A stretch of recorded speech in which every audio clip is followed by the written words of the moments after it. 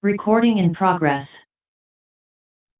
Assalamualaikum warahmatullahi wabarakatuh.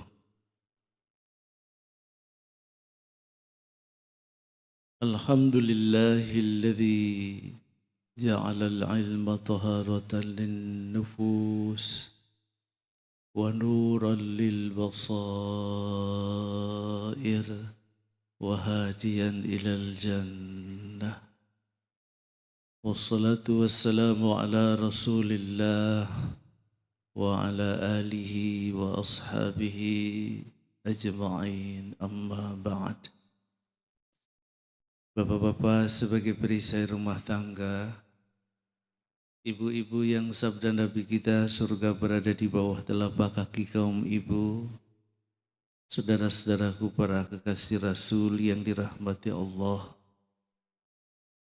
juga yang hari ini di rumah masing-masing sedang menyimaknya secara online, kita doakan semua kita mendapatkan kemuliaan di sisi Allah Subhanahu wa Ta'ala.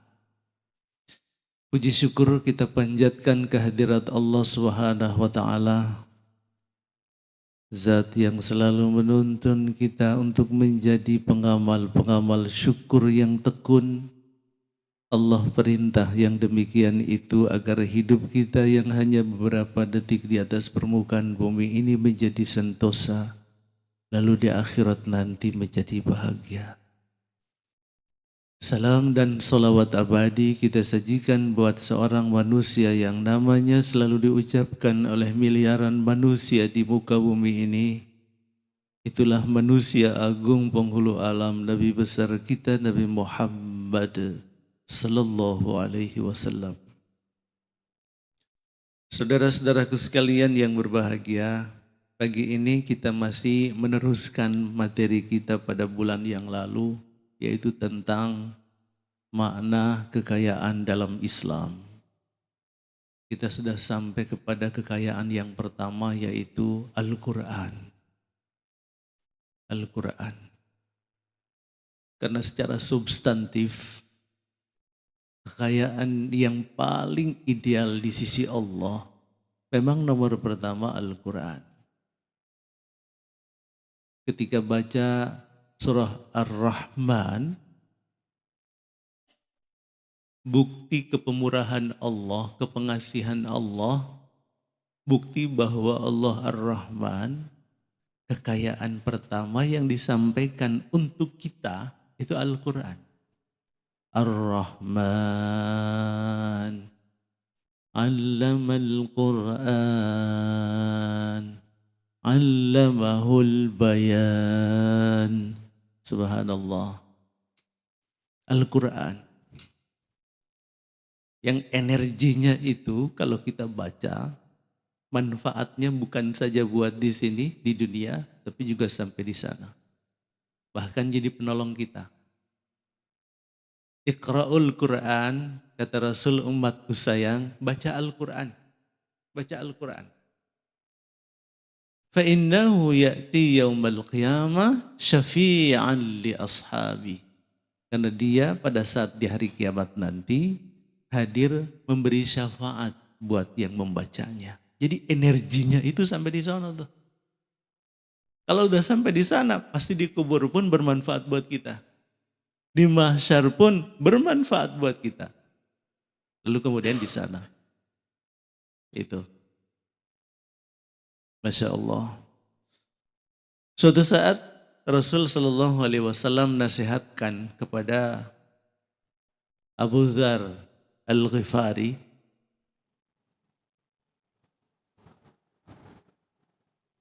seorang sahabat yang sangat sederhana sekali, luar biasa.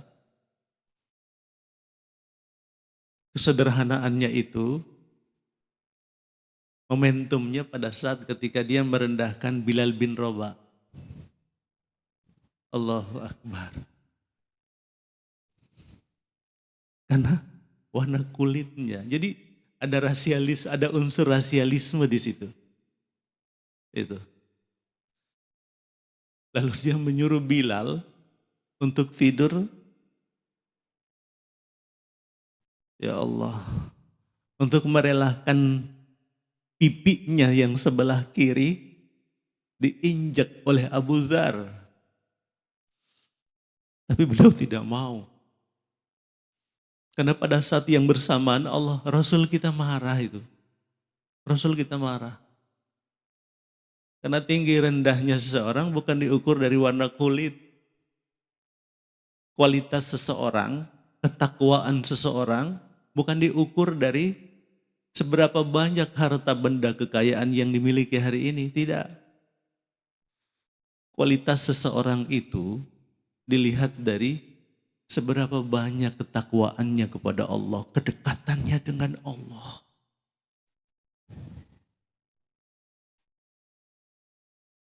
Waalaikumsalam warahmatullahi wabarakatuh.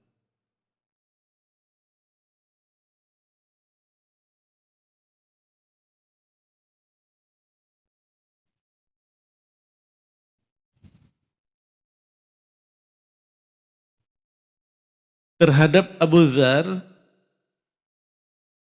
beliau menasehati, ya Aba Dzarrin, wahai Abu Dzar, istaghni bighidallah, merasa cukuplah dengan kekayaan Allah. Karena kekayaan Allah itu mampu memberi kesadaran sampai kepada kesadaran yang terdalam. Sehingga kita yughnikallah, nanti Allah akan mencukupkan engkau.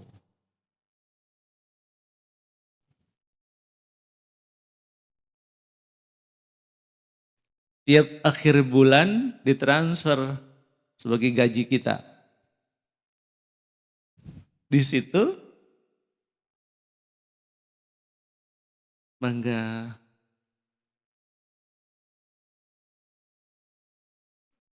akhir bulan kita terima gaji. Pada saat itu kekayaan itu bersumber dari Allah atau kita persepsikan kekayaan itu dari atasan kita, dari perusahaan kita. Kalau dia berasal dari perusahaan kita, hanya di sini saja. Hanya di dunia saja. Tahu-tahu dibawa ke mall habis. Nggak berasa tuh.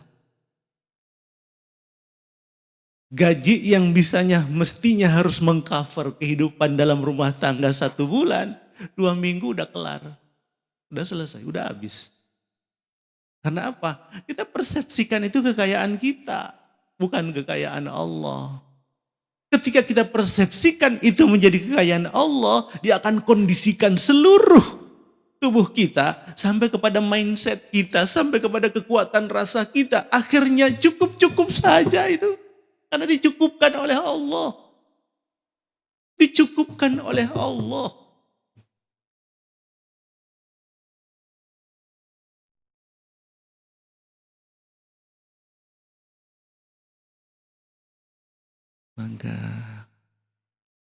Mangga.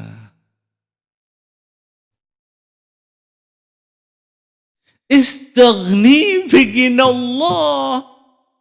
Merasa cukuplah wahai Abu Dzar dengan kekayaan Allah. Yughnikallah. Niscaya Allah akan mencukupkan engkau. Maka sampaikan kepada istri kita, sadarkan kepada diri kita bahwa ini semua dari Allah. Maka kasih. Semua dari Allah. Dan harta dalam agama, dia itu suci dan harus berfungsi sosial. Suci. Asal hartanya halal. Diperoleh dengan jalan yang diperbolehkan oleh Allah dan Rasulnya. Maka dia menjadi suci, bahkan berfungsi sosial. Dan mendorong kita untuk ayo sampaikan ke kanan, kiri, depan, belakang kita. Karena statusnya suci. Suci.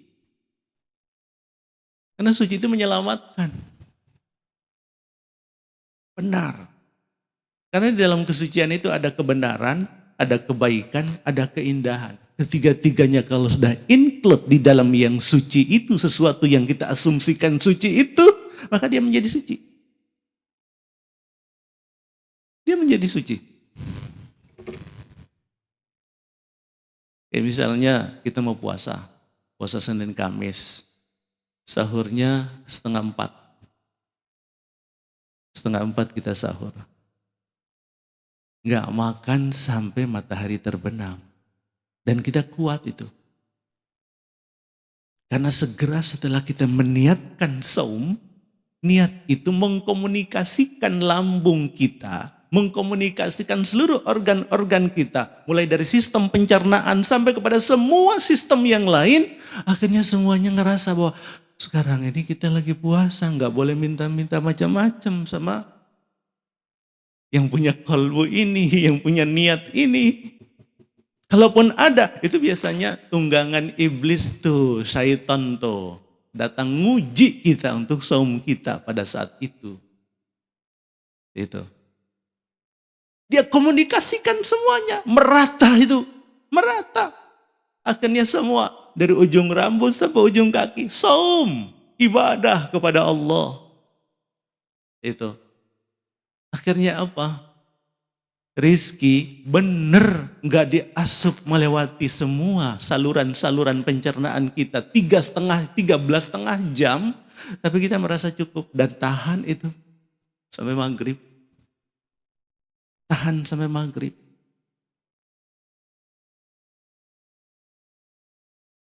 Makanya filosofi zakat, filosofi sodakoh dan lain sebagainya, tutahhiruhum wa tuzakihim biha. Fungsi pertama tutahhiruhum, membersihkan. Dan itu sifatnya materi. Membersihkan. Wa tuzakkihim biha, dan mensucikan. Nah, itu rohani itu, spiritual. Dosa-dosa tuh. Kalau sifatnya materi, jangan sampai kemarin-marin sekian persennya haram. Dibersihkan. Dengan kita keluarin 2,5%. Dibersihkan. Dan dengan sendirinya pada saat yang sama, kita pun jadi suci. Kita pun jadi suci karena semua bertali temali. Jadi kekayaan yang pertama yang harus menjadi kekayaan kita orang beriman, Al-Quran. Al-Quran. Jangan bilang, ini hanya sekedar bacaan. Oh tidak, itu kekayaan dari Allah. Kurang apa ketika Allah melabelkan ini menjadi mukjizat Nabi Muhammad sallallahu alaihi wasallam. Mukjizat itu sesuatu yang melemahkan. Kalau begitu Al-Quran, energi spiritualnya dahsyat. Dahsyat. Pesan-pesannya meliputi seluruh lapis langit dan bumi. Karena wa ma arsalnaka illa rahmatan lil alamin. Masya Allah, luar biasa. Allah akan cukupkan kita. Allah akan cukupkan kita. Coba pagi, petang, siang, malam hidup saya dengan wahyu. Ayat-ayat Allah Subhanahu wa ta'ala. Oh nanti jadi teroris Ustadz. Kata siapa?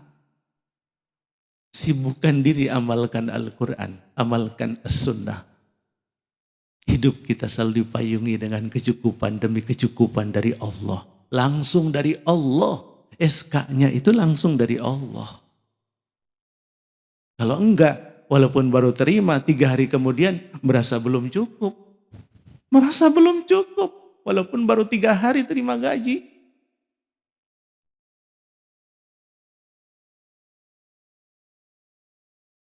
Al-Quran. Al-Quran. Al-yawma akmaltu lakum dinakum. Pada hari ini aku sempurnakan untuk kalian agama kalian. Disempurnakan. Kalau begitu masih ada cacatnya enggak? Masih ada yang tertinggal nggak? Masih ada yang mestinya dibahas kok nggak masuk dalam pembahasan itu dalam Al-Quran? Allahnya lupa. Allah ngasih tahu. Akmaltu lakum dinakum, telah aku sempurnakan untuk kalian agama kalian. Yang belum cukup itu apa? Nikmat. Harta itu belum cukup. Jabatan itu belum cukup. Tapi juga jangan minta. Pokoknya dekat terus. Kapan tuh bos kita ulang tahun? Dicatat tuh, diingat terus. Yang dikirimin bukan bosnya aja, istrinya dikirimin, anak-anaknya dikirimin, semuanya dikirimin. Kenapa? Pengen supaya naik jabatan. Nggak boleh, udah alamiah aja. Alamiah aja. Itu. Maka segala sesuatu selain itu dinamis. Dinamis, selalu berubah. Dan Allah dorong kita supaya berkembang terus. Karena nikmat itu belum cukup. Belum cukup. Dia menjadi cukup kalau pengelolaan seluruh nikmat itu menggunakan agama. Yang sudah sempurna itu. Sehingga menjadi sempurna. Sehingga menjadi sempurna. Saya mau minum air. Air ini masih belum cukup. Masih belum cukup. Dia menjadi cukup kalau sebelum diminum, rasakan bahwa ini dari Allah. Lalu kemudian sebelum diminum, apa? Allahumma barik lana fima razaqtana wa qina. Dia menjadi sempurna pada saat itu. Ayo, ajak agama buat menyempurnakan nikmat-nikmat yang ada pada diri kita. Kekayaan-kekayaan yang ada pada diri kita. Waraditu lakumul islama dina. Dan telah aku redai Islam sebagai agama kamu. Allah udah redha. Jadi 6.236 ayat sudah diredai oleh Allah. Tinggal kita amalin. Enggak ini banget, enggak ikhlas banget gue ya. Sholat tadi kok enggak dapat khusyuknya. Mungkin karena belum diridhoi. Enggak, sudah diridhoi oleh Allah. Kitanya aja yang masih kotor barangkali. Itu. Jadi Al-Quran. Ayo baca.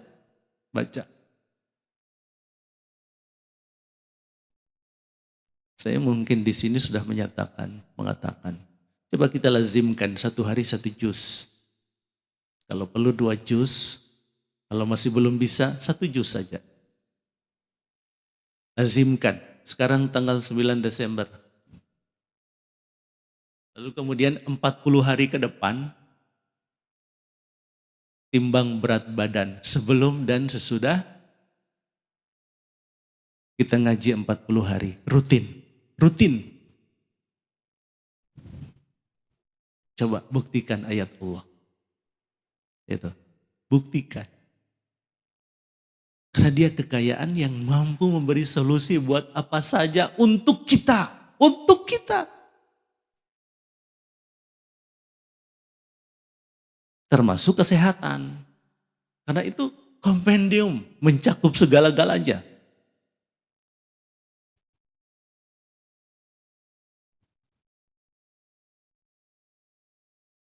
Walau anna Qur'anan, andaikan ada satu bacaan, suyyirat bihil jibal, gunung bisa hancur.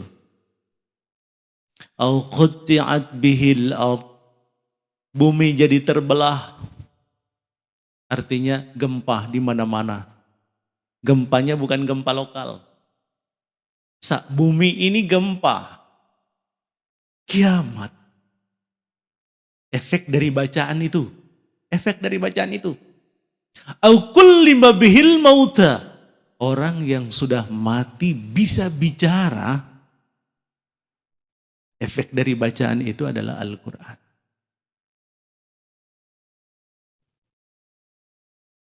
Kenapa di rumah kita kayak anak tiri ya? Ayo baca Al-Quran. Baca Al-Quran.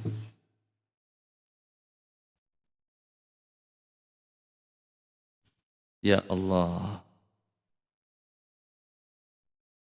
Saya itu melihat perbedaan. Anak pertama, anak kedua, mondoknya nggak ada hafalan Al-Qurannya. Anak ketiganya ada. Beda banget Pak grafiknya. Dari akhlaknya, pengalaman agamanya beda. Pengamalan agamanya beda. Beda banget. Jauh. Bedanya juga jauh. Bedanya juga jauh. Kita manggil si A, si B, volume suaranya, sahutannya itu, dari sahutannya, responnya, itu beda dengan volume atau intonasi yang ketiga nih. Beda. Mengontrol emosinya pun beda. Allah. Kadang-kadang yang pertama, kedua masih nimbang-nimbang, masih mikir-mikir. Yang ketiga yang memutuskan, mah saya aja deh. Saya yang ke warung, saya yang ke sini, saya yang ke situ. Beda. Jadi kalau hati kita yang ada nafs, ada baik, ada buruk, kalau dibimbing oleh Al-Quran, Masya Allah, keren banget, keren banget. Makanya kadang-kadang lagi sendiri, Masya Allah, Masya Allah. Al-Quran, itu yang kemudian saya tekadkan, yang dua lagi nggak boleh. Harus pesantren yang di situ ada tahfidzul Quran. Itu. Yang satu SD tamat, tahun ini dia harus mondok. Dan Al-Quran juga. Kalau enggak, nanti kalau kita tidur, kita nyesel. Kita bakal nyesel, Pak. Kita bakal nyesel. Dan satu orang anak yang menghafal Al-Quran diberi peluang oleh Allah menyelamatkan 70 orang. Sesuka dia sesuai dengan yang dia panggil. Nama-nama yang dia panggil masuk ke dalam surganya Allah. Lalu begitu sampai di hadapan Allah, dia yang memberikan mahkota buat orang tuanya. Itu di surga, di hadapan Allah. Bukan di hadapan rektor, bukan di hadapan direktur, bukan di hadapan siapapun. Enggak, di hadapan Allah. Dan pada saat itu kita tertundung lesu. Karena peluang itu kita tidak mengambilnya. Ayo, Al-Quran itu keren banget. Keren banget. Kata laut tadi, walau anna Qur'anan suyyirat bihil jibal, itu Ar-Ra'du, surah ke-13 ayat 31. Itu tidak akan mungkin terjadi. Allah ingin memberikan tamsil untuk menggedor nalar dan kalbu kita. Ayo sadari kekuatan energi spiritual yang ada dalam Al-Quran. Sadari. Tapi kalau Allah izinkan, jadi itu. Allah izinkan, jadi. Tapi kan Allah nggak izinkan.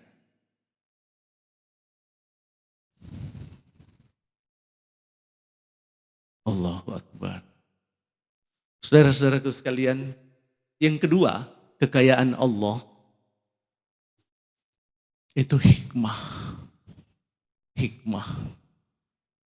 Hikmah itu di atas ilmu. Pengetahuan yang diperoleh karena hasil mengasah spiritual yang ada dalam kalbu. Hikmah.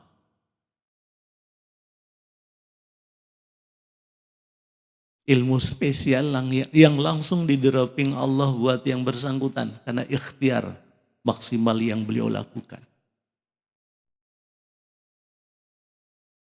Bisa saja karena ilmu yang dipelajari, atau boleh jadi karena bobot amal yang selama ini diamalkan. Lalu turun hikmah dari Allah. Jangan pernah mengatakan, benar 1 tambah 1 kita dapatkan di kelas, di sekolah. Tapi banyak hikmah yang kita peroleh karena kita mengamalkan amalan-amalan yang lain. Bukan hanya kita dekat sama orang tua, bisa dapat hikmah itu. Asal dekatnya, birrul walidainnya karena Allah. Itu luar biasa. Bisa dapat hikmah. Bisa dapat hikmah tuh.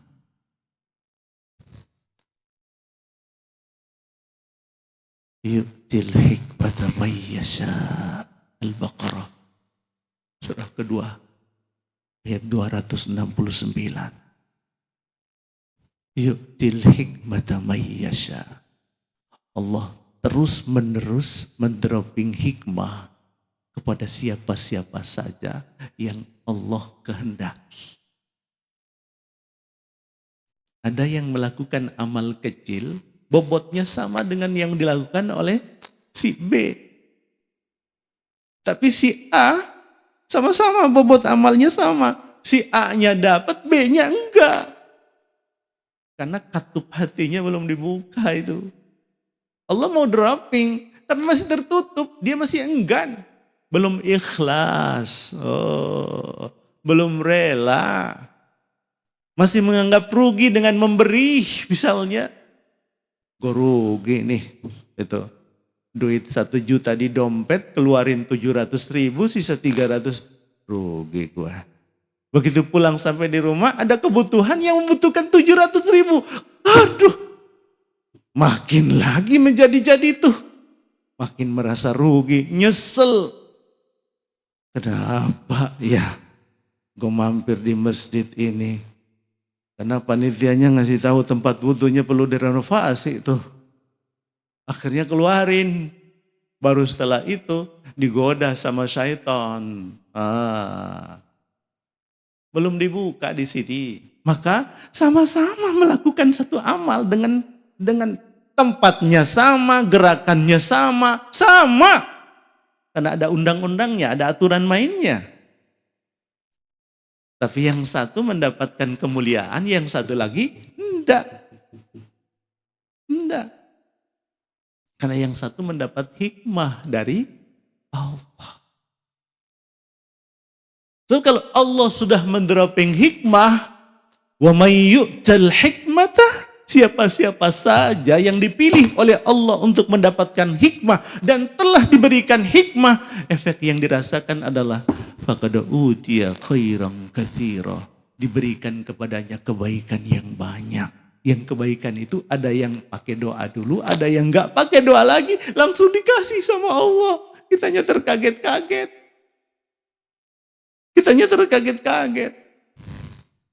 Kadang yang kita minta enggak diterima, yang enggak diminta justru dikasih sama Allah. Karena Allah lebih tahu apa butuhnya kita.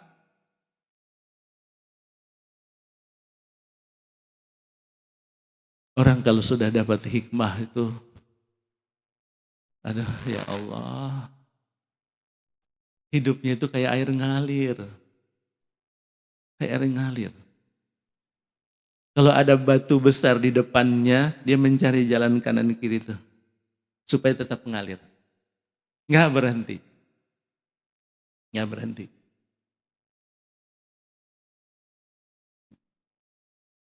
Dia akan menjadi orang yang sangat arif.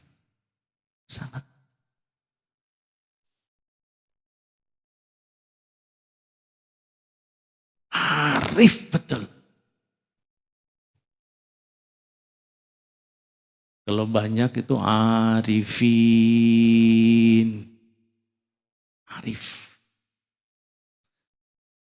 Arif itu kalau diartikan sekarang itu bijaksana, tapi nggak muat itu, nggak muat.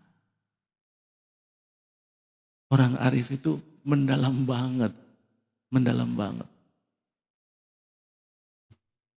Karena orang arif itu orang yang pada saat gerakan-gerakan hidupnya pagi, petang, siang, malam sudah terbebas dari ikatan raganya. Dia punya nafsu, iya. Tapi nafsu itu dibimbingnya, ditundukkannya untuk mengarah kepada Allah. Kalaupun ada nafsu, nafsunya sedikit aja. Yang kalau pakai istighfar sekali, nggak pakai 2 kali, nggak, hanya sekali langsung hilang. Langsung hilang. Dan dia merasa rugi banget kenapa mampir ke situ, sehingga harus pakai istighfar lagi. Udah terbebas dari ikatan raganya. Walaupun dia punya mobil, walaupun dia punya rumah gedung, tapi terbebas betul dari ikatan raganya. Karena dunia ditempatkan di telapak tangannya, bukan ditaruh di dalam kalbu.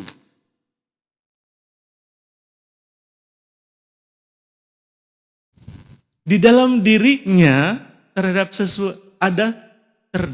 sesuatu yang tersembunyi, tapi dirasakannya sebagai sesuatu yang sangat nyata.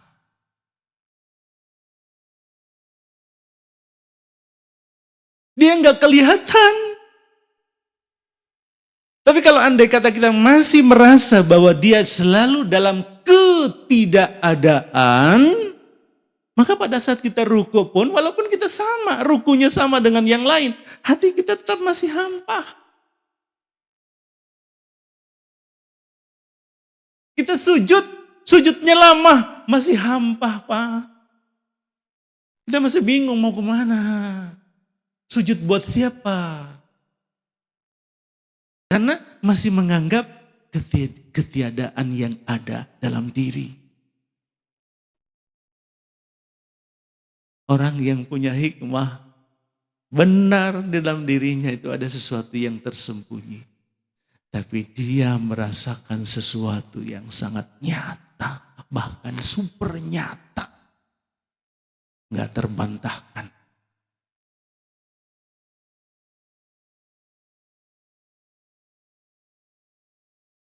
Jangan karena kayak Friedrich Nietzsche, filosof Jerman. Tuhan itu sudah mati. Kita harus meyakini Tuhan sudah mati supaya kita merasa bebas. Apa saja kita bisa lakukan untuk kemajuan kita. Maka kata beliau, beragama itu nyandu bagi orang-orang yang lagi sakit jiwa itu. Itu. Orang-orang yang gak pede dengan kemampuan yang ada pada dirinya. Kita harus identifikasi diri kita, definisikan diri kita sebagai orang yang mampu, sehingga kita bisa membuat perkembangan pertumbuhan yang lebih baik tanpa harus pakai agama. Itu. Walaupun di ujung hidupnya dia malah stres di kamarnya sampai mati dia. Stres.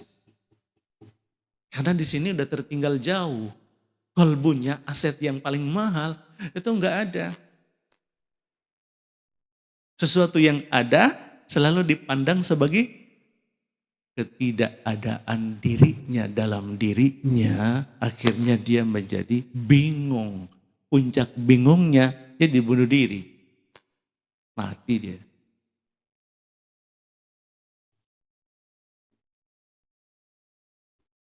Hari ini kan teknologi modern sedang menggiring global, dunia global sedang menggiring generasi kita untuk jauh dari agama. Jauh dari agama. Coba bikin persentase. Ramadan kemarin remaja kita terlibat di Masjid Az-Zumar berapa orang? Nanti Ramadan datang, lakukan berapa persen? Masih atau nambah atau malah berkurang? Kalau berkurang itu artinya proyek global berhasil. Menjauhkan kita dari nilai-nilai spiritual. Menganggap apa yang ada dalam kalbu bukan aset yang harus dikembangkan. Hanya ini saja yang dikembangkan. Itu pun harus dimatikan dengan game-game. Gitu.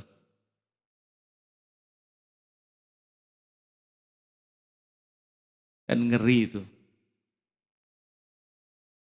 Di dalam dirinya terdapat sesuatu yang ada sesuatu yang tersembunyi, tapi dia anggapnya menjadi sesuatu yang nyata, bahkan super nyata banget. Semakin nyata dia menganggap yang tersembunyi itu nyata dalam dirinya, dia nggak mau cepat-cepat berpisah dengannya. Dia nggak mau. Semenjak mengenalnya, hatinya selalu gembira dan banyak senyum. Bagaimana mungkin? Karena di dalam kalbunya penuh dengan kegembiraan. Walaupun yang dia hadapi sesuatu yang menyedihkan, sesuatu yang kurang, dia tetap gembira. Karena menganggap eksekusi dari Allah itu terbaik. Itu terbaik.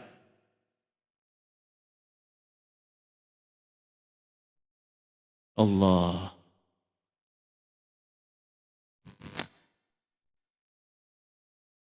Dia tidak mengintip-ngintip aib dan cacat celah orang lain. Semua makhluk dianggapnya sama. Sama seperti dirinya. Semut sama seperti dirinya. Laba-laba sama seperti dirinya. Orang yang paling miskin sekalipun sama seperti dirinya. Walaupun hadir dalam misalnya pemulung. Enggak, tetap saja assalamualaikum. Apa kabar Bapak? Apa kabar Ibu? Sama seperti dirinya. Sama-sama makhluk Allah Subhanahu wa ta'ala.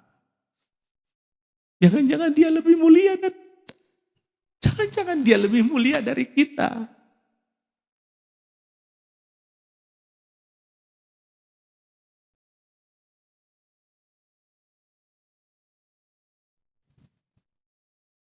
Dia menjadi sangat dermawan. Bagaimana mungkin tidak menjadi dermawan, cintanya kepada harta sudah tidak berbekas lagi. Padahal dia punya segalanya, tapi nggak berbekas lagi tuh. Ketika dia sampaikan kepada si A, dia merasa betul bahwa si A itu sedang membantu dia. Bukan dia yang sedang membantu si A, tidak.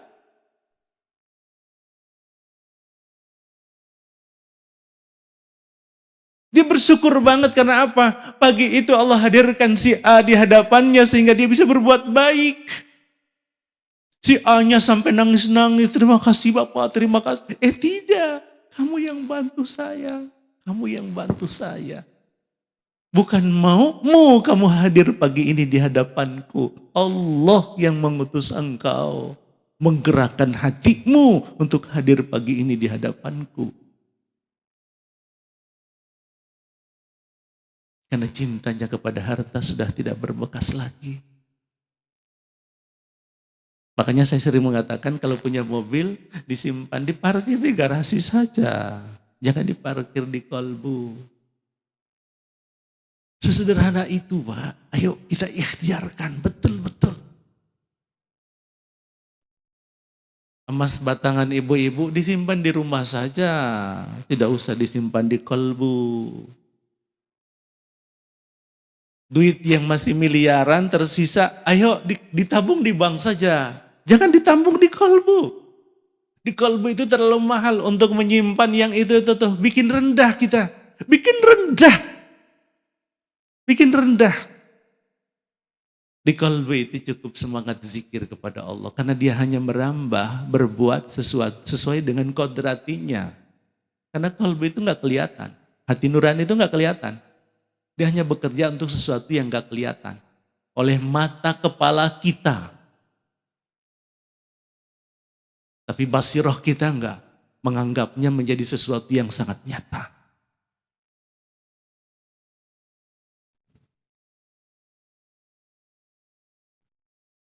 Dia tidak akan menjadi pendendam.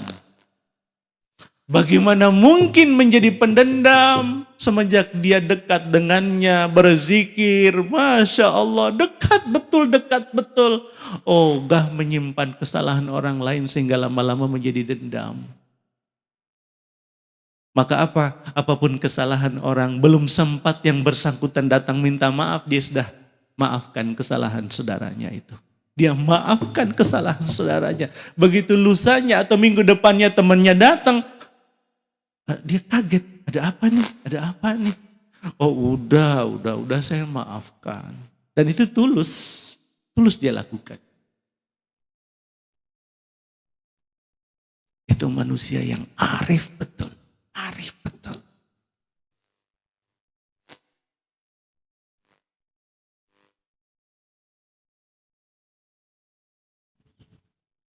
Kalau dia dihina, dibully, difitnah, dia akan mengatakan, jika hinaan Anda benar, aku berdoa kepada Allah. Semoga Allah mengampuni dosa saya. Kalaupun fitnahan Anda keliru, aku pun tetap berdoa kepada Allah. Semoga Allah mengampuni dosa Anda. Nggak ada yang perlu dimaafkan.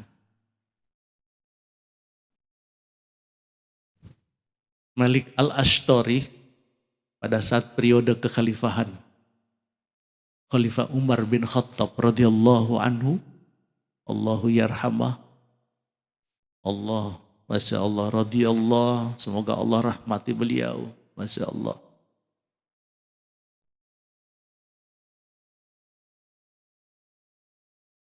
Punya gubernur namanya Malik al-Ashtari, beliau menjabat sebagai gubernur Kufah.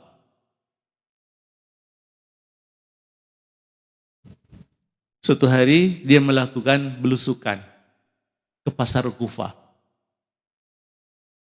Ke pasar Kufah. Karena pengen tahu bagaimana perkembangan harga barang-barang. Bukan pencitraan, enggak. Karena keimanan. Karena keimanan. Itu. Karena penampilan beliau yang sangat sederhana, yang tidak mencerminkan seorang pemimpin. Karena ada baju gamisnya tambelan, Pak. Tambelan. Lalu ada seorang pemilik toko melempari beliau dengan kotoran sampah yang busuk. Pemilik toko yang ada di sampingnya kenal tahu bahwa ini Malik al-Ashtari, gubernur mereka. Dia tegur temannya itu. Ini gubernur kita. Memang dia datang tanpa pengawalan. Nggak cengengesan. Enggak. Semua datang bawa, enggak. Bersama Allah. Bersama Allah.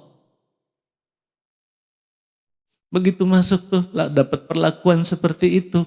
Beliau enggak ngerespon, jalan terus. Lalu kalau pakai pengawal, catat tuh namanya, alamatnya, IT itu. Kena IT tuh.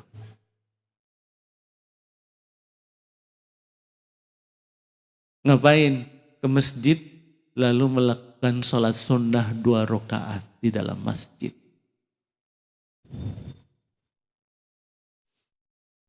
Begitu salam, assalamualaikum warahmatullahi wabarakatuh. Assalamualaikum warahmatullahi wabarakatuh. Pemilik toko tadi datang bersimpu minta maaf, nangis. Maaf, nggak sengaja kok lempar. Itu. Dengan senyum khasnya beliau menjawab, kamu tahu, semua kesalahanmu, pada saat itu juga aku sudah maafkan kesalahanmu.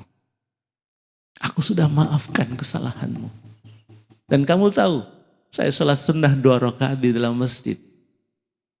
Sholat sunnah 2 rakaat ini aku proyeksikan supaya dosamu tadi, aku doakan supaya diampuni oleh Allah. Supaya kepengen dosamu itu diampuni oleh Allah, aku iringi ampunan doaku itu dengan sholat sunnah. Mudah-mudahan dengan itu energinya makin kuat untuk diampuni dosa Anda. Itu tuh. Seperti Rasul kan, waktu dakwah ke Taif, yang melempari beliau sampai cedera, sampai berdarah. Hanya karena mengamalkan dakwah Nabi, dakwah Allah Subhanahu wa taala untuk agama Allah. Tapi datang malaikat Jibril ngegoda beliau. Uhud itu mampu diangkat oleh Jibril, dilemparkan kepada Taif, biar mereka mampu semuanya, biar nggak ada generasi lagi. Biar itulah harga yang mestinya harus mereka bayar itu. Tapi Rasul nggak mau. Allahumma hdi qaumi fa innahum la ya'lamun. Jangan Jibril, aku hanya berdoa kepada Allah supaya mereka dapat hidayah. Karena mereka nggak tahu aku ini Rasul Allah. Kalau mereka tahu nggak mungkin mereka melakukan itu. Ini arif. Orang arif seperti itu. Ibu kalau punya suami yang arif, surga itu. Bapak punya suami, istri yang arif betul. Masya Allah. Keren banget. Nanti turun keturunan yang semuanya arifin. Menyejukkan, menenangkan. Itu. Kalaupun ada riak-riak sedikit, itu ujian yang untuk mengupgrade iman kita makin naik gitu. Makin naik. Karena dia cepat kembali. Dia cepat kembali.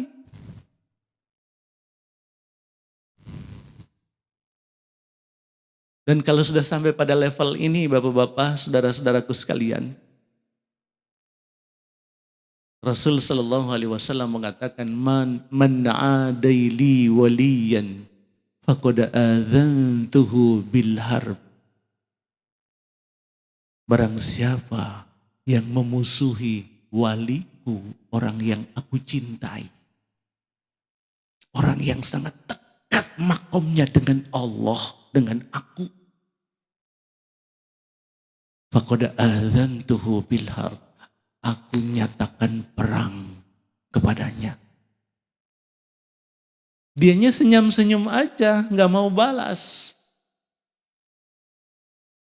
Allah yang ambil alih tuh untuk berhadapan dengan mereka. Ketahuan ada sampah, tetap saja dilempar ke yang bersangkutan karena dia lebih layak mendapatkannya. Padahal dia orangnya bersih. Faqad adzantuhu bil harb. Jadi hati-hati tuh. Kalau ada tetangga yang rajin sujud kepada Allah di sepertiga akhir waktu malam, kemudian kita bully dia. Hati-hati. Dia diam saja. Atau dia nggak tahu karena memang nggak denger kita. Tapi begitu sama-sama keluar dari gerbang, nggak salam-salaman, nggak tatap-tatapan, hati-hati itu. Hati-hati. Kita bukan sedang berhadapan dengan yang bersangkutan, tapi kita berhadapan dengan Allah Subhanahu wa Ta'ala.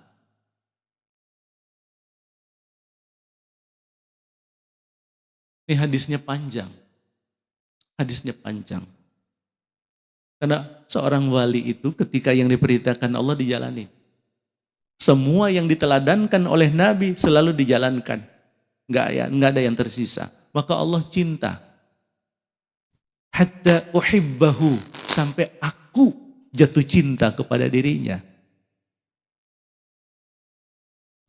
Salatnya membuat aku jatuh cinta kepada dirinya. Padahal sama-sama salat. Tapi salat dia beda. Salat dia beda. Sama-sama senyum, sama-sama tertawa. Tapi yang satu ini beda, pakai adab. Adab karena keimanan.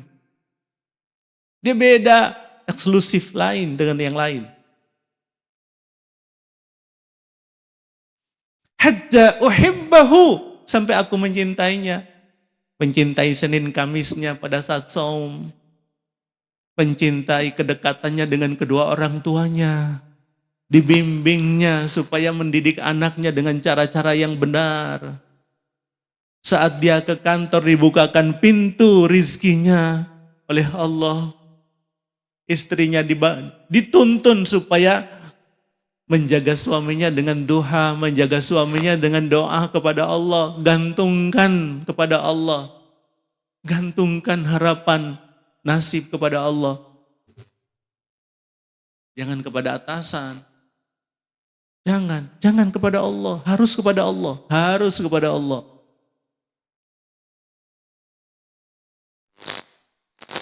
Idza ahbabtuhu, apabila aku telah mencintainya,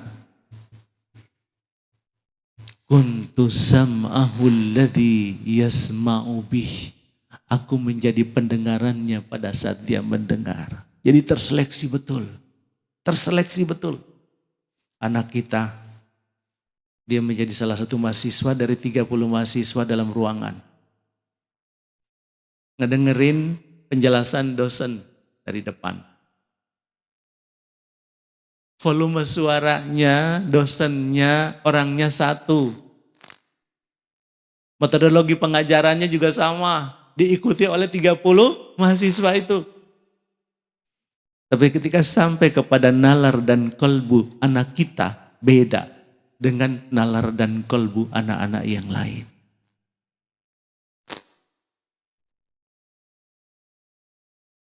Masya Allah. Beda kualitasnya. Beda serapannya, pengolahan datanya. Ketika masuk ke dalam nalar dan kalbu.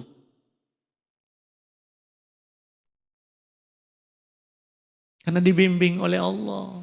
Diseleksi langsung oleh Allah sehingga begitu masuk ke dalam diri kita. Udah dalam keadaan punya saringan. Yang baik-baik yang masuk ke dalam kalbu kita jadi cemar. Enggak tercemar. Karena enggak mungkin yang hak dengan yang batil ada dalam satu wadah, Pak. Itu yang bikin kita stres. Hak dengan batil, ilmu dengan bukan ilmu Allah, dua-duanya ada dalam nalar kita nih, memori kita. Itu yang bikin kita stres, pikiran. Pastikan lebih banyak baiknya, pastikan lebih banyak benarnya. Sehingga apa? Dia yang membimbing kita. Membimbing kita. Wa basarahul ladzi yubsiru biha. Aku menjadi matanya pada saat dia memandang. Sehingga tatapan matanya seperti anak panah. Kalau itu kebaikan. Kalau itu membawa manfaat. Allahu Akbar.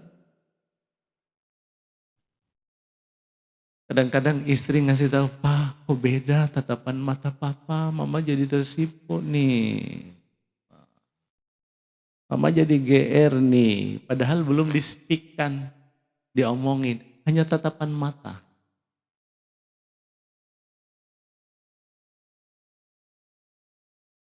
Wa yadahu allati yabtishu biha. Aku menjadi tangannya pada saat dia bekerja tuh. Pada saat dia mengetik komputer, pada saat dia nekan-nekan HP. Semuanya dituntun sama Allah sehingga semuanya yang baik. Dituntun betul sama Allah. Sehingga bentar lagi 2 jam kan ada zuhur. Enggak tercemar kalbunya, tetap khusyuk kepada Allah. Enggak ada halangan. Warijlahu allati yamsi biha. Aku menjadi kakinya pada saat dia melangkah tuh. Dari rumah lurus menuju ke kantor. Dari kantor lurus menuju ke Pondok Kelapa. Karena rumahnya di Pondok Kelapa. Enggak ke pondok-pondok yang lain.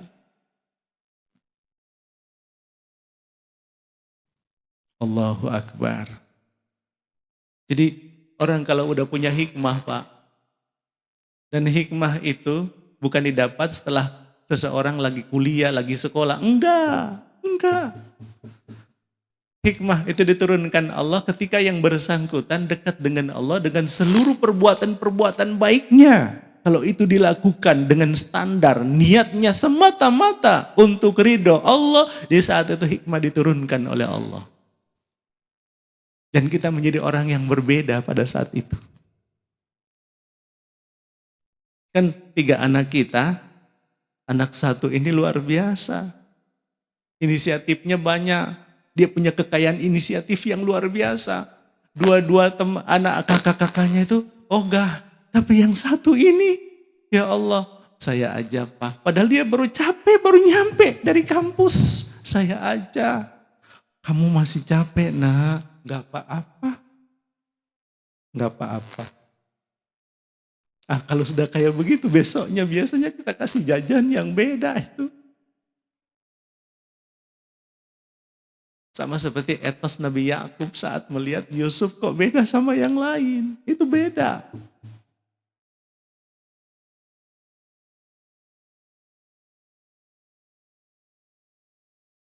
Saudara-saudaraku sekalian yang berbahagia. Ayo, mari kita hidup dengan kekayaan Allah.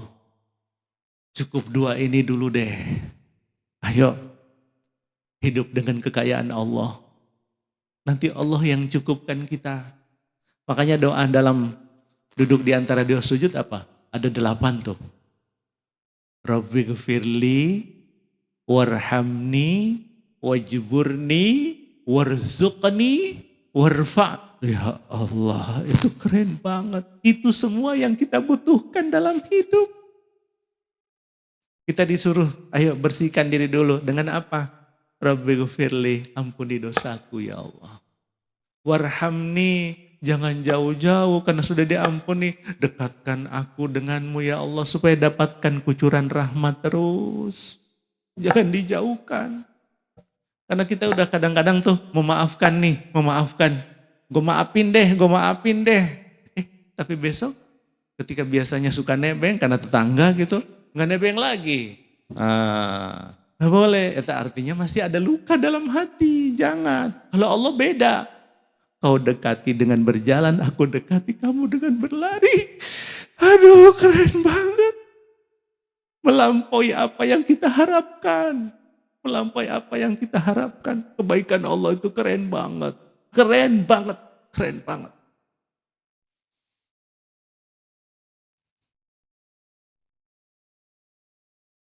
Wajburni, cukupkan aku.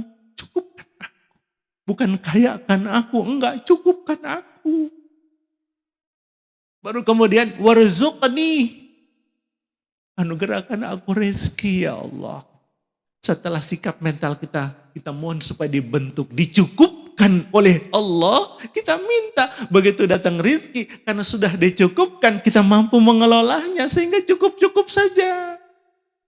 Walaupun matematisnya, ini kayaknya kurang, enggak apa-apa. Pasti Allah yang terbaik memberikan keputusan untuk diriku. Kalau butuhnya 3,5, yang datang 2 juta kan masih kurang. Berarti Allah pasti memberikan solusi.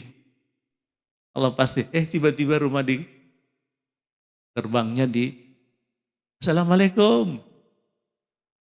Papanya ada. Nawarin proyek, nawarin kerjaan. Itu. Atau justru, saya kemarin jalan ini kena jalan tol nih. Jadi kena untung apa? Bukan ganti rugi, ganti untung. Dikasih.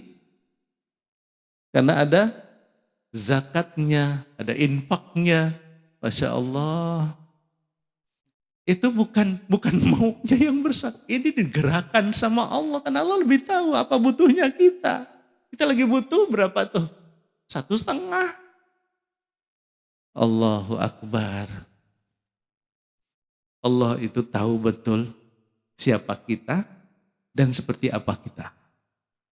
Jangan pernah kita mengatakan, enggak, istriku lebih tahu siapa aku karena aku suaminya. Enggak, Allah lebih tahu. Allah lebih tahu. Ibu-ibu, bapak-bapak, kalau ada pertanyaan dipersilahkan. Bapak-bapak, ibu-ibu, saudara-saudaraku sekalian, baik di masjid maupun di rumah, mangga.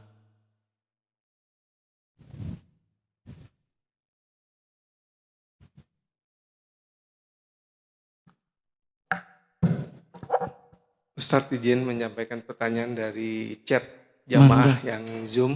Mangga. Apa dan bagaimana peran orang tua dan masjid? Untuk? Ya mungkin terkait dengan tema hari ini.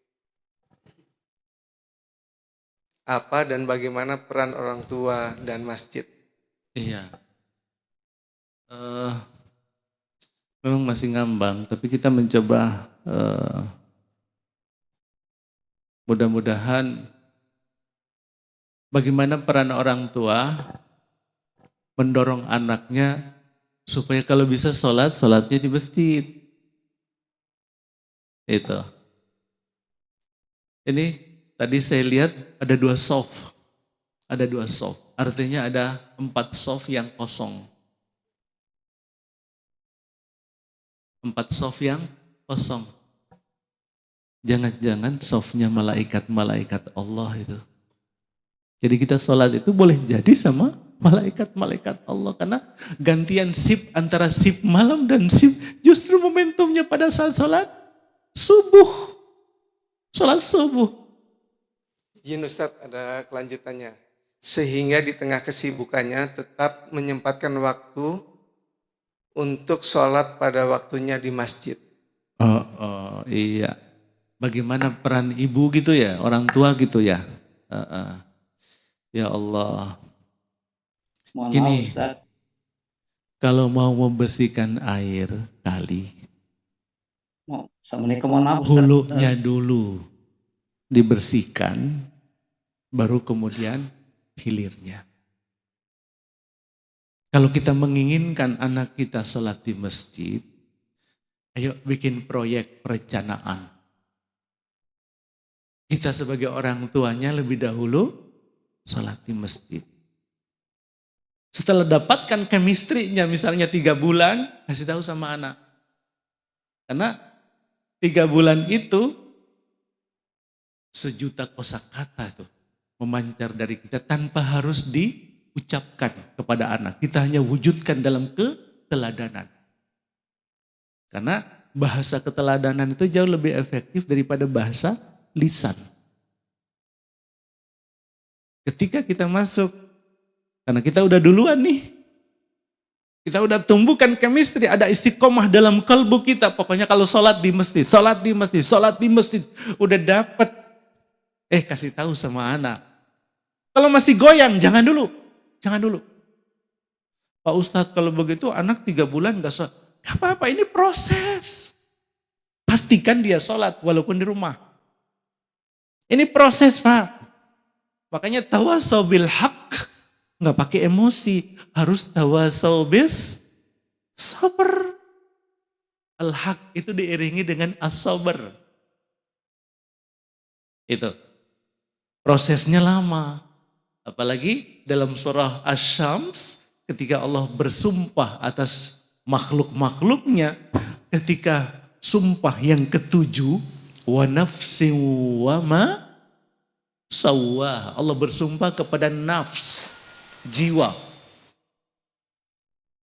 Fa alhamaha fujuraha wa taqwaha. Setelah Allah bersumpah kepada nafs, Allah ilhamkan kepada jiwa 2 muatan, 2 isi. Apa itu? Fujuraha wa taqwaha. Negatif dulu baru positif loh. Buruk dan takwa. Itu. Bukan takwa dulu baru fujur. Enggak. Fujur dulu baru takwa. Padahal di dalam Al-Quran selalu kalau ini ada 2 nilai yang harus ada positif, ada negatif. Yang lebih dahulu disebut itu positif. Baru kemudian negatif. Tapi ketika kaitan dengan jiwa, Allah ngasih tahu. Fa'alhamaha fujuraha wa taqwaha. Itu lampu merah, lampu kuning buat kita itu. Sebagai orang tua, hati-hati sama anak-anakmu. Didik mereka dengan baik. Beri keteladanan yang sempurna untuk mereka. Karena keimanan. Bukan karena rekayasa, bukan karena kepentingan. Enggak, karena keimanan. Sehingga air ngalir aja tuh. Karena apa? Keteladanan yang negatif. 3 bulan ngasih sholat jamaah. Satu momentum anak nakal, kita marahi dia. Habis itu kita ngasih tahu, Pak, anak, sholat di masjid ya, nggak mempan. Padahal hanya satu kemarahan. Dipersepsikan oleh anak, papaku nggak sayang sama aku. Langsung dipersepsikan negatif. Padahal apa? 3 bulan kita proyeksikan. Ujian lagi tuh. Butuh sabar. Kenapa? Negatif itu lebih cepat menularnya daripada positif, Pak. Lebih cepat menularnya daripada positif. Maka kadang-kadang kita berasumsi 3 bulan kita contohkan sholat di masjid, nggak ada gunanya. Tapi ketika kemarahan kita, itu yang dilihat, itu yang dinilai oleh anak kita. Padahal sebetulnya dia udah ngakses tuh. Akses semua keteladanan. Tapi dia nggak komunikasikan. Itu. Kadang-kadang 1 tahun kemudian baru kemudian ngikutin sholat jamaah di masjid. Harus sabar Pak. Kalau nggak telaten, kalau nggak sabar, jebol, habis. Proyek bikin anak sholat ke masjid susah. Tapi dibarengi dengan kalau bisa bikin jam main HP, pegang HP. Kalau enggak kenal waktu Pak. Tidurnya bisa saja jam 2 Pak. Padahal jam 2 kita bangun tahajud. Anak kita malah baru tidur. Giliran dibangunin subuh, jangan harap Pak. Enggak bakal bangun, susah. Kalaupun bangun jam 7, subuhnya udah lewat. Itu. Jadi keteladanan dulu Pak, keteladanan dulu. Rasul itu dakwah selama 22 tahun, 2 bulan, 22 hari. Itu faktor keteladanan yang paling efektif. Kalaupun dia ngomongnya juga substansinya aja. Pendek-pendek saja. Itu. Diberi kemampuan oleh Allah Subhanahu wa taala untuk punya speak yang sangat luar biasa berbobotnya. Rasul misalnya bicara tentang sabar. As-sabru diyaun, umatku sayang. Sabar itu laksana sinar mentari. Oh. Buat kita itu luar biasa. Sabar itu laksana sinar mentari. Walaupun ada hujan, gak kelihatan, tetap saja bersinar Pak. Bukan gak ada, tetap saja bersinar. Tapi ketika manfaatnya diterima oleh bumi, oleh tumbuh-tumbuhan, oleh binatang, oleh manusia, meresponnya dengan sangat luar biasa. Tumbuh-tumbuhan menerimanya pakai daun, di butir-butir hijau daun, klorofil. Di situ ada proyek memasak makanan yang hasilnya diedarkan ke bagian tubuh dari tumbuh-tumbuhan. Pada akhirnya melahirkan bunga, bunga mengeluarkan buah, buah dimakan oleh manusia. Apakah seketika ketika disampaikan sinarnya langsung menghasilkan buah? Enggak, butuh waktu yang sangat lama Pak. Kita harus nunggu. Kapan musim mangga? Oh masih lama, 3 bulan lagi. Harus sabar Pak. Harus sabar menunggu buah yang ideal. Itu. Tapi di dalam sabar kita nggak boleh hilang keseimbangan. Ketika ada problem, ayo kita rangkul dia. Kita kasih tahu bahwa ini salah. Bukan malah goblok-goblokin. Marah-marahi atau cubit dia. Jangan. Jadi yang paling efektif keteladanan. Pernah saya sampaikan di sini, ada seorang pakar psikologi perkembangan melakukan penelitian. Dari hasil penelitian dia peroleh konklusi, semua pribadi, semua manusia mengakses informasi melalui 3 instrumen. Pertama, mata, yang kedua, telinga, yang ketiga apa yang beliau sebut dengan stimulus-stimulus lain. Melalui mata itu bobotnya 83%. Melalui telinga bobotnya 11%. Melalui faktor-faktor yang lain 6% Pak.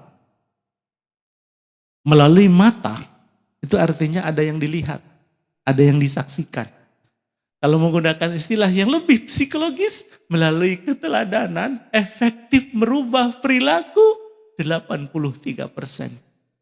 Bobotnya sangat banyak sekali. 83% Pak. Melalui telinga ada yang didengar. bisa saran, pendapat, nasihat, termasuk tausiah ini, bobotnya untuk merubah perilaku pendengarnya 11%. Kalau andai kata tausiahnya itu, Pak Ustadznya itu tidak menjadi pelaksana pertama, habis, nggak ada yang teladanin, nggak bakal diundang lagi. Sementara faktor-faktor yang lain hanya 6%, Pak. Saya kemudian bertafakur, pantas pagi-pagi betul Allah hadirkan satu ayat khusus referensikan seorang tokoh yang setelah dia puji habis-habisan akhlak beliau, lalu disodorkan ketokohannya kepada kita untuk kita teladani dalam segala aspek kehidupan. Dalam segala aspek kehidupan. Laqad kana lakum fi Rasulillah uswatun hasanah. Karena beliau itu pribadi yang sangat lengkap. Ayo kita teladani beliau rame-rame. Ayo. Jadi insya Allah, makanya saya tadi mengatakan bahwa ayo kita flashback ke belakang. Ramadan 5 tahun ke belakang persentase dari kehadiran remaja-remaja kita di masjid kita berapa persen. Lalu kemudian nanti kita soroti. Kita bikin program dulu. Pengajian remaja misalnya atau bikin semacam kegiatan-kegiatan yang membuat mereka tertarik dan datang. Tolak ukurnya Ramadan nih. Libatkan mereka jadi panitia apa ke zakat kah, Idul Fitri kah, atau panitia Ramadan kah, yang ngumumin di depan udah kita nggak usah, yang tua-tua kita udah berhentilah, yang muda-muda aja, itu proyek kaderisasi. Karena masjid ini sangat bagus sekali untuk melakukan kaderisasi. Karena kaderisasi hari ini menjadi titik lemah kita umat Islam. Kita pun kadang-kadang lupa, di rumah pun kita harus mengkader seluruh anak-anak kita sehingga begitu kita wafat, ada yang begitu dilihat sama tetangga, papanya sering sholat di masjid, kayak mamanya selalu taklim, gak taklim, walaupun sakit, batuk-batuk tetap aja datang. Itu. Karena apa? Kaderisasinya jalan. Itu. Barangkali ini saja yang bisa ada lagi Ustaz? Cetak. Ya, mudah-mudahan pertemuan kita hari ini, pertemuan yang diberkahi. Semoga datangnya kita, duduknya kita, ta'limnya kita merupakan bahagian dari ibadah kita kepada Allah Subhanahu wa taala. Subhanakallahumma wa bihamdika asyhadu an la ilaha illa anta astaghfiruka wa atubu ilaik. Walhamdulillahi rabbil alamin. Wassalamualaikum warahmatullahi wabarakatuh.